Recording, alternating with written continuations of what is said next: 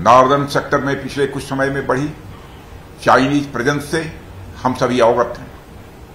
Mountainous areas में construction की अपनी दक्षता के कारण वे बड़ी शीघ्रता से मनचाही जगहों पर अपनी पहुंच बनाने की कोशिश करते हैं।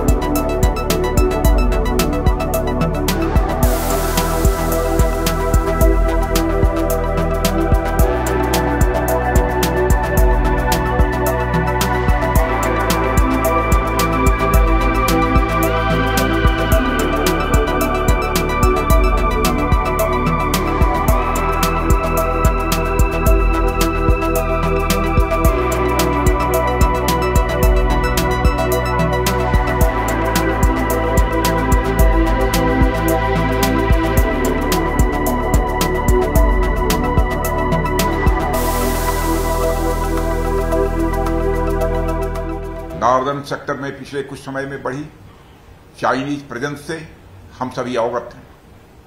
माउंटेनस एरियाज में कंस्ट्रक्शन की अपनी दक्षता के कारण वे बड़ी शीघ्रता से मनचाही जगहों पर अपनी पहुंच बनाने की कोशिश करते हैं। बीआरओ को भी मैं समझता हूं उनके पैरेलल ही टेक्नोलॉजी के भरपूर उपयोग के साथ और तेज गति से अपनी कैपेबिलिटी बढ़ाने पर जोर देना चाहिए। और मैं कह सकता हूं बीआरओ इस काम को बखूबी कर रहा है। सरकार अपनी ओर से इस दिशा में पूरा प्रयास कर रही है। हाल ही में बीआरओ के कैपिटल बजट में 40% की बढ़ोतरी की घोषणा के साथ सरकार ने देश की सुरक्षा और सीमावर्ती क्षेत्रों के विकास की अपनी प्रतिबद्धता को दोहराया है।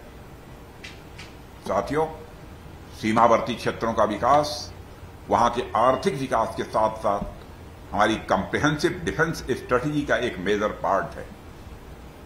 देश की सुरक्षा के लिए केवल नए और बड़े बड़े साजो सामान और हथियार ही पर्याप्त नहीं होते। जहां उनकी जरूरत है सेना को वह सब सरकार उपलब्ध करा ही रही है, पर उससे कहीं आगे बढ़ते हुए जन भागीदारी भी हमारी ओवरऑल डिफेंस स्ट्रेटजी का एक बहुत ही इंपॉर्टेंट पार्ट है। सीमाई क्षेत्रों की जनता जितनी संपन्न होगी उन क्षेत्रों की सुरक्षा को लेकर वह उतनी जागरूक और साथ ही साथ सजग भी होगी, ऐसा मेरा मानना है। और देश के नागरिकों से बड़ी ताकत इस दुनिया में और कोई नहीं है, यह भी मेरा स्पष्ट मानना है। जैसे जैसे समय बदलता जा रहा है देश दुनिया के बाकी हिस्सों में विकास बढ़ता जा रहा है। हम अपने सीमाई क्षेत्रों के विकास में भी तेजी से आगे बढ़ने के लिए कमिटेड हैं। बॉर्डर रोड ऑर्गेनाइजेशन इसमें निश्चित ही बड़ी अहम भूमिका निभा रहा है।